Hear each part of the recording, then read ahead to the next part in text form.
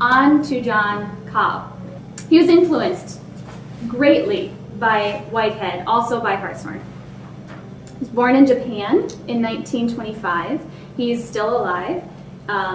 He is very active out in Claremont School of Theology in California, and he is the theologian credited with advancing Whiteheadian thought for theology. Whiteheadian thought is not necessarily completely theological, right? Cobb is the child of United Methodist missionary parents, and he grew up with a deep appreciation and incorporated it into his career for Buddhism. So he's very passionate about pluralism. Cobb, in the first part of his career, used Whiteheadian thought to construct a Christian theology. Theology being, at its most basic, the study of God. In the second part of his career, he centered his work on environmental awakening and eco-theology. He wrote a book in the early 70s, unique in its time as an eco-theology in terms of the fact that he was sort of the first to try it out. And then now in the third part of his career, Cobb is focused on doing theology in the service of the church. Cobb says that theology should be done for nothing short of saving the world. That's a huge statement. But he challenges Christians to do just that. He argues from his own faith perspective as a Christian that we must keep Christianity relevant. And he says that what he believes many mainline, or he calls them old line, churches, is he believes that many congregations suffer from lukewarmness. And he says that we must realize that things are not one way or the other, black and white, true or false, but rather both and, more useful or less useful. He believes that the world is constantly changing, like Whitehead, and that each moment is filled with possibility. So in order to be positive agents of change in the world, we must first engage in knowing ourselves in our communities. He talks about how each Christian community must first know itself in order to engage in the world, be open to criticism, to really own that identity, and to speak as a Christian and not apologize for it. So in order to be positive change in the world, we must know ourselves. Every idea, every theology is subjective because it's created, informed, and shaped by one's context. Again, it doesn't matter if our idea of what is Christian is different than what somebody else's idea of Christian is. He wants churches to think critically in order to be renewed and transformed. Cobb is calling Christians to examine who we are so that we can be open not only to criticism, as I had mentioned, but also to the movements that are going on around us in the form of pluralism, in the form of environmentalism, feminism, earthism, and more. In order to engage these conversations, we do not have to give up our faith. We need to speak from who we are first. And Cobb challenges us all as well to be intentionally connected to the present issues of the day. If we are truly constituted by our relationships, he says, then we must extend our love to all of creation. And if we accept Dr. Cobb's philosophy, we must accept that our actions matter. But we can also reject God's call in every moment, or in any moment. It's possible to, as he says, impoverish your soul by rejecting the possibilities that God offers in any moment. By rejecting God's call, or perhaps choosing to only incorporate a minimal amount of it. Lukewarm, choosing to remove ourselves from change. And change takes time and is not easy.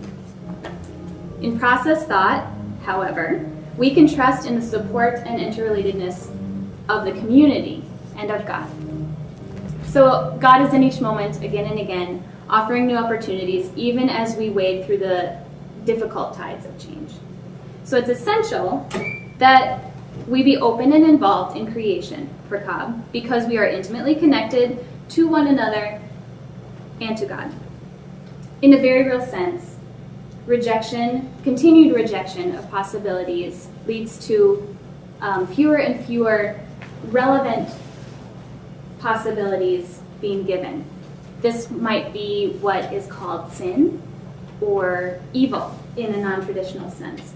How might we discern what possibilities are relevant in a moment? How might we know what's the best choice to make in a particular instance? Does embracing God's call in a particular moment always feel right or good? Flowing may not always feel like flowing. Being in the groove may not always feel like being in the groove. The point is that God's new possibilities given to us may not always feel good or be easy. So Cobb would say that spiritual practice is of utter importance.